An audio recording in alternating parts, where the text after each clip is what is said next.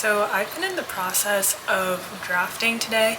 I've written quite a bit. Actually, let me check my word count. 1,654 words. But then I've also been grappling with some plot points. So I think in part 3 of my book, I'm going to add a part where it switches POV, point of view, and goes to one of the other characters. I'm really just like reaching a phase in the book where I'm realizing how much work I have to do and how much more I need to get the audience to actually care about the characters. Like, obviously I care about the characters, but as I was reading, I was like, I feel like the main character we care a lot about because we're always in her head, but some of the secondary characters, I feel like they could become a little more lifelike. There are going to probably be 3 parts of my book. Part 1, where they're like at home undisturbed. Part 2, when they get to a different realm. And part 3, when a shocking discovery is made.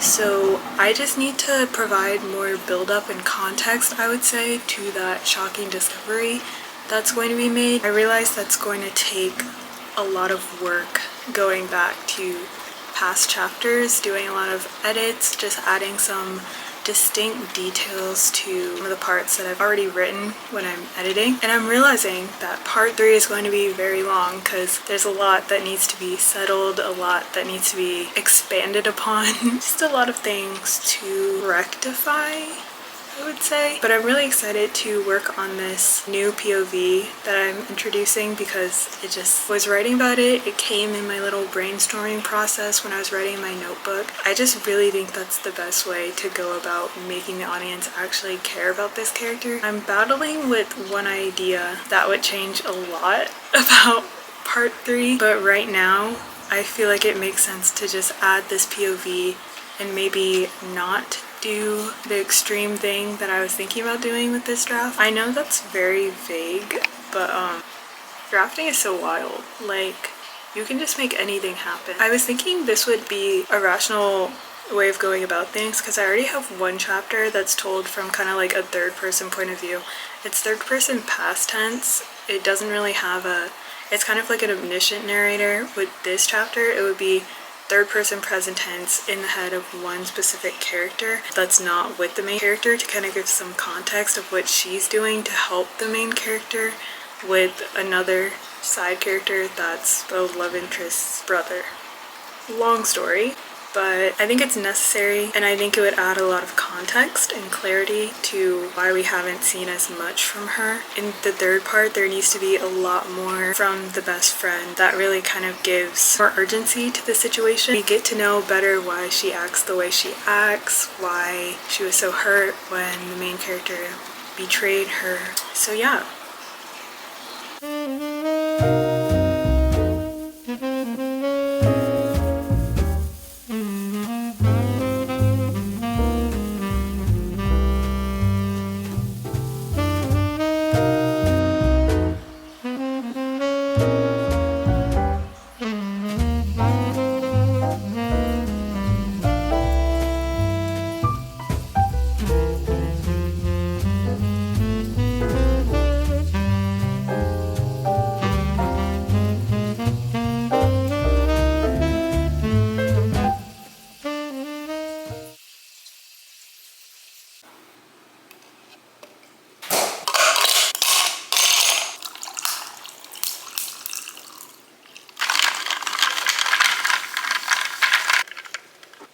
Hi, welcome.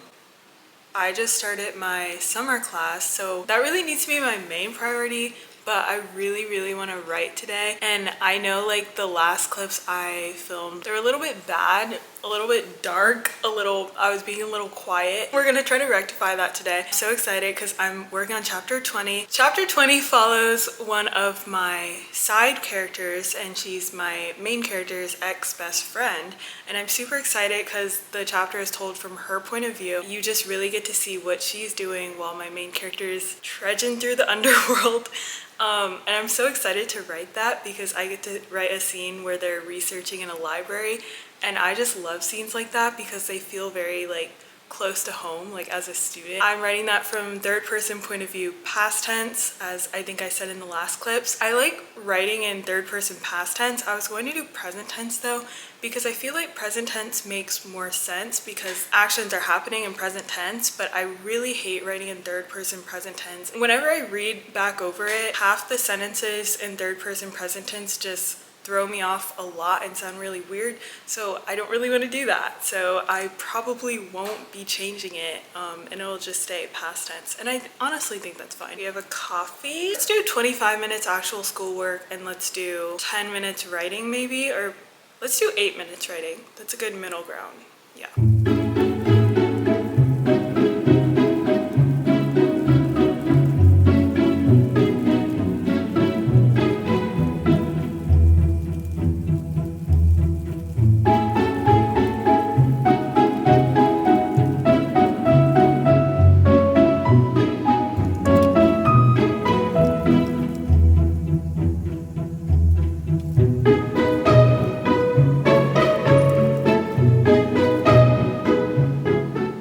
Sprint, we got 316 words, which is pretty good for 10 minutes, I would say. I feel like I was very in my poetic era. That's so awful.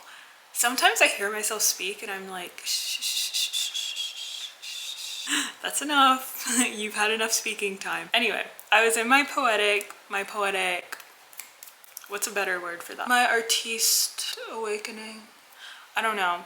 I was just, basically sometimes I focus more on plot and advancing the story forward, and I don't care about what the writing sounds like. I want this to actually sound good. I was writing a reflection of how she feels about her ex-best friend. Nature is actively trying to sabotage them and make them choose between each other who will live and who won't. In a way, the main character, love interest, and best friend are all going through similar struggles of feeling like they're not really able to trust anyone because everyone's going to let them down in the end. Obviously, there needs to be a shift in this part of the book. This is part 3, where they realize that they can all actually rely on each other because they are growing up. They're learning that not everyone is fated to hurt them at some point. So this is just a really fun part for me to write because I think it's a very human thing to have some residual feelings about people who have wronged you in the past, and that applying to the future about you not wanting to trust other people that come into your life. I'm really enjoying this part because it allows me to pull on a very human experience, I would say. My writing sprint is over, which means I unfortunately have to get back to actual schoolwork, and I'm going to try to get to 50 or 60 in the thing before I start working on this again, but I'm very excited for when I'll be able to return to it.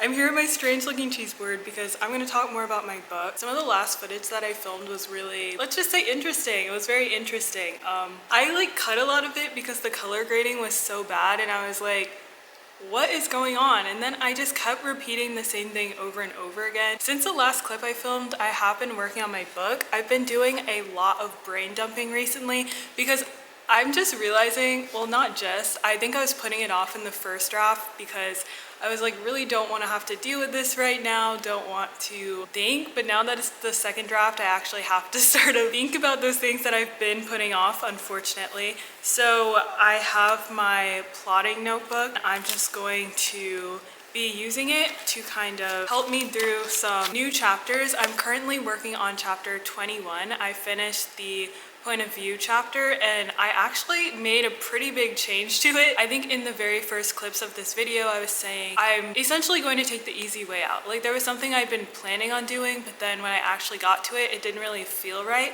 But the more I kept working on it and brainstorming, the more I was like, it kind of does make sense if I did that hard thing, which is going to take a lot more work.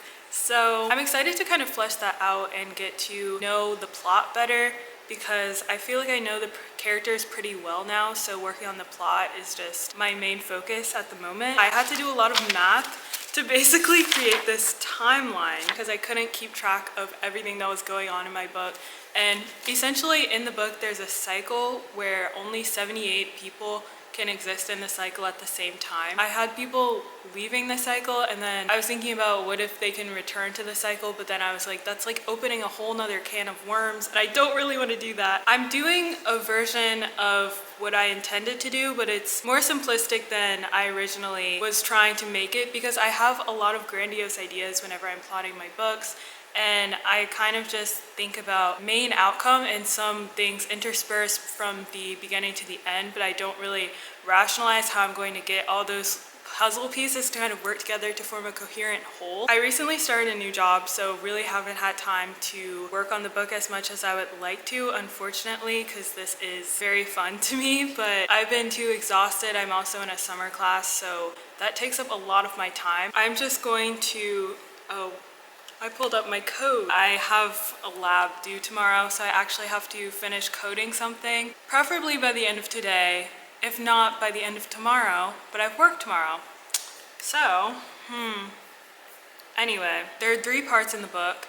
2 of the parts have a third-person point of view that kind of gives more context to the situation, the plot, everything that happened before the main events of the book. But I was also thinking about adding something that clarified something more about the beginnings of the plot for my main character.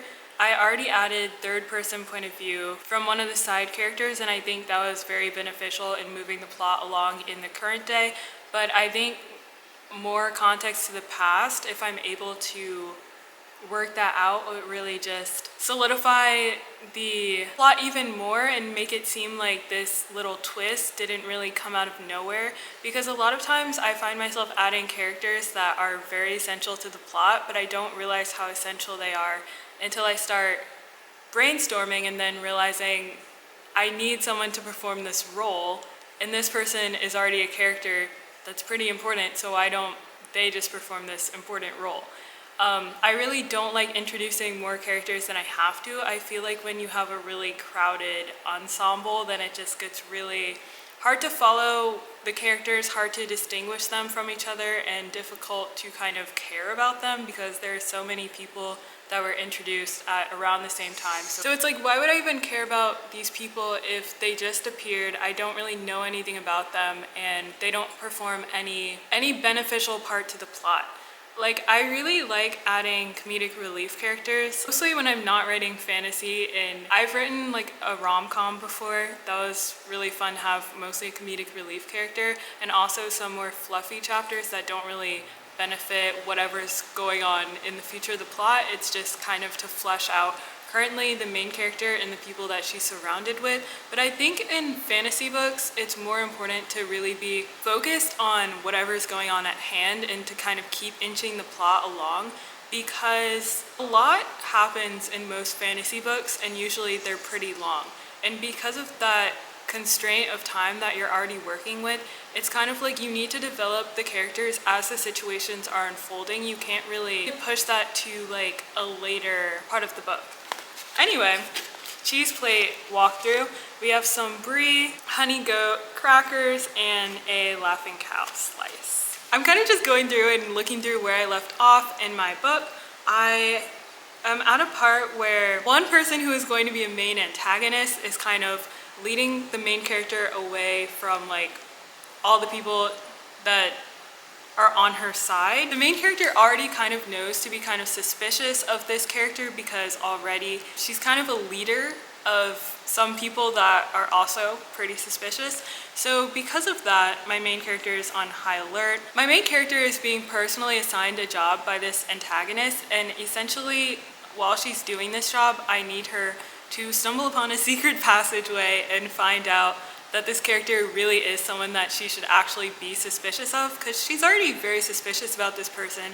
This person has been acting nice outwardly towards her, but in reality, she like keeps them locked in their rooms. They're not allowed to like leave, or else she'll track them down because she says they're safe with her. Yeah, obvious red flags. But also, I think this is good because it allows my main character to find out some more about the antagonist and why this person can't be trusted. Essentially, I'm working in some information from the prologue that is integral to kind of the main basis of the book. The main character is realizing that what she saw wasn't just a figment of her imagination when she was 13 years old. It was actually something real that happened that foreshadowed this entire book, essentially. I've just been rambling. I don't even know what I've been saying. I really don't like when I keep talking and I don't understand the words coming out of my mouth.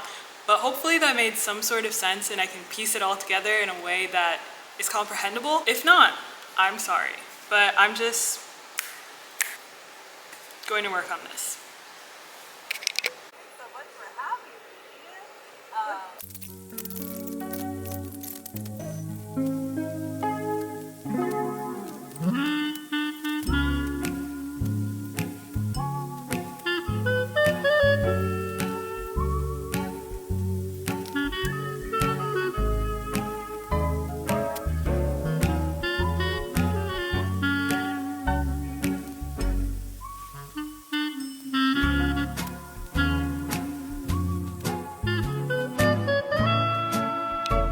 Okay, so I just finished a 25-minute sprint using Brielle Wright's live. She did a live with Alyssa in the Books, I believe is her channel. Yeah, let's see what word count I was able to get in the sprint. I didn't get a lot because I had to, okay, well, not a lot is subjective. So I got 923 words.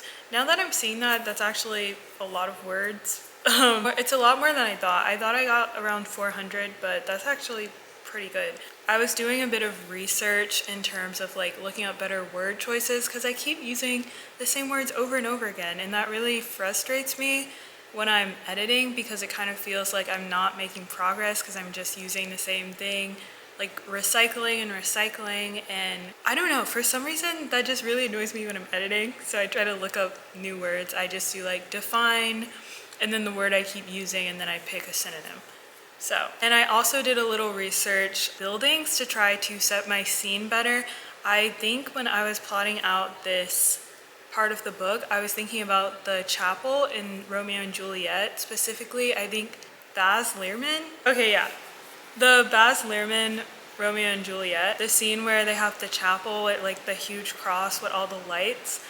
I just think that's such a cool scene, specifically with the setup of how the space looks. So I kind of went on Pinterest, just looked up what that scene looked like so I could kind of try to emulate it in my writing, because I think that the scene that my character was going into right now looks pretty similar to that, pretty inspired. I think this scene was very inspired by the setup of that shot. That's why I thought it wasn't that productive, but actually it was pretty good. Got a pretty good word count. So I guess there's a tip for you. If you have a specific movie setting or you don't have anything in mind for a scene, I'd take to Pinterest or the internet to try to look up maybe something akin to what you would want to have in your book, and then kind of pull elements from that setting, and you can kind of try to morph the scene into an image. So like, for example, I was using that picture as a reference point, and when I'm writing the scene, I refer to it as like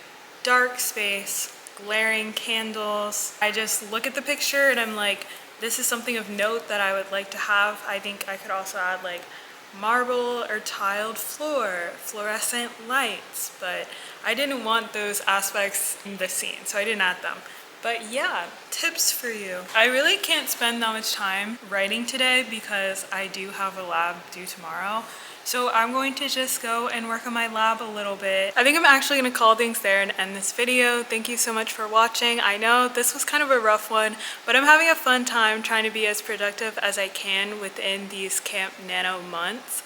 I think I'll be able to make a lot of progress as long as I prioritize working on this when I have free time. I also like writing on my phone if it's on the go and I just want to do quick edits. I'm thinking about doing an advice video on either plotting or tips on how to get yourself to finish your first draft, because I've been able to finish a couple first drafts, but this is the first one that I felt comfortable developing into a full length, like I actually want to put time and energy and effort into making this better. The first ones I felt were just good setup for kind of starting to become a better writer and just realize what I need to do in order to make stuff make sense. I guess if that's something you're interested in, let me know. This video was really rough, mostly because half of it I was whispering, the other half I really don't like the shots that I got. And I also repeated myself so much. Like, I don't know what was going on in my brain. I think I was just like, I was so into the fact that I was making a pretty big change that I kind of just like wanted to talk about it all the time. So I just kept saying the same thing over and over. Yeah,